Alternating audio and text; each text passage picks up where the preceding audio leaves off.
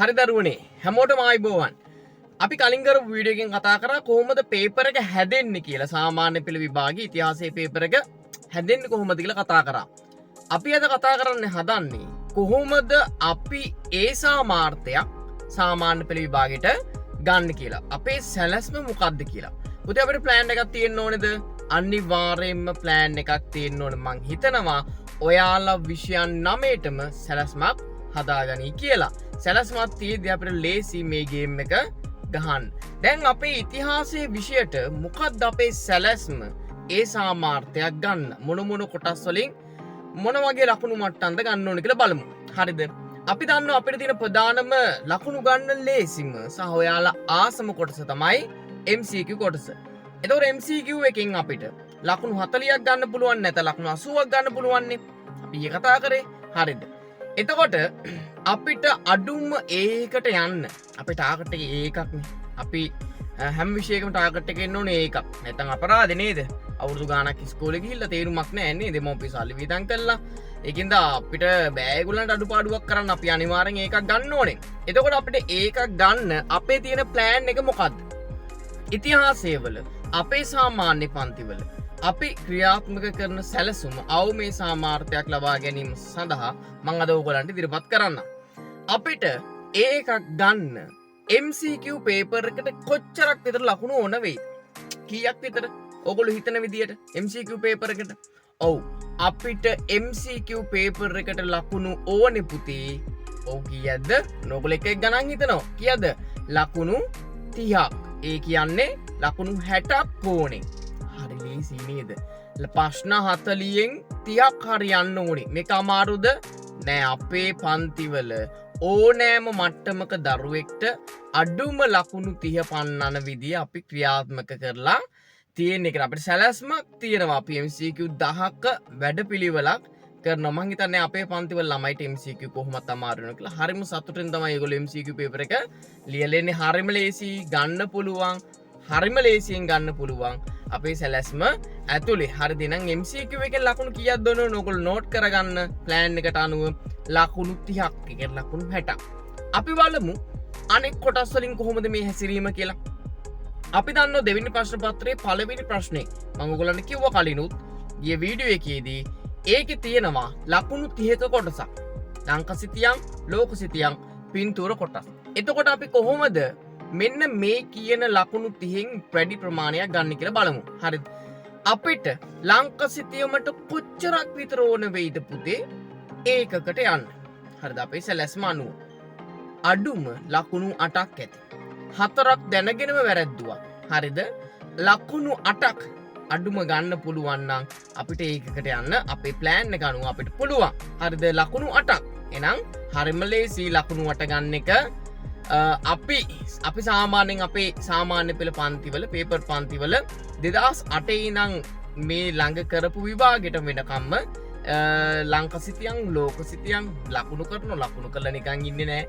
ඒවෙන් පරීක්ෂණ තියෙනවා, ටාගට් දෙනවා, නැවත ලකුණු කිරීම ක්‍රමවේද, පහසුවෙන් පාඩම් කරගැනීමේ ක්‍රමවේද මේවා අනුගමනය කරන හරිම ලේසියෙන් මේ ලකුණු 8 ගන්න පුළුවන් අපිට. හරිද? ඊළඟට ලෝක සිතියමෙන් ඔයගොල්ලෝ කල්පනා කරනවා කොච්චරක් විතර ඕනේද කියලා. ලෝක සිතියමෙන් අපිට ඕනේ පුතේ ලකුණු 6න් 3යි. ලකුණු 6න් 3ක් තිබ්බම අපිට හොඳටම ඇති. අපි ඊළඟට බලමු පින්තූර ප්‍රශ්න මතකනේ. පින්තූර ප්‍රශ්නවල ප්‍රශ්න 12ක් තියෙනවා. එක ගානේ හම්බ වෙනව නේද ලකුණු? අපිට කොච්චරක් විතර ඕන වෙයිද? ඔව් අපිට ලකුණු 8ක් තිබ්බම ඇති. දැන් ඔයගොල්ලෝ කල්පනා කරන ඇතිද මේ කියලානේ.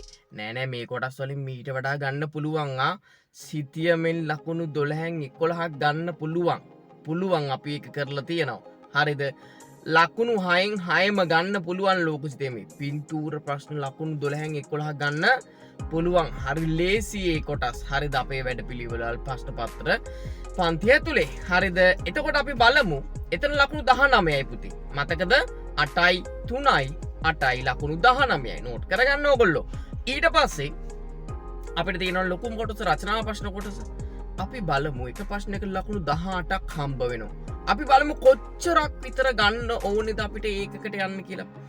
මගේ නිර්දේශය අපේ ප්ලෑන් එක අනුව අපිට තියෙන කතන්දරේ තමයි අපිට ඕනේ ලකුණු 15ක්. ලකුණු 15ක් අපි කොහොමද ගන්නෙ?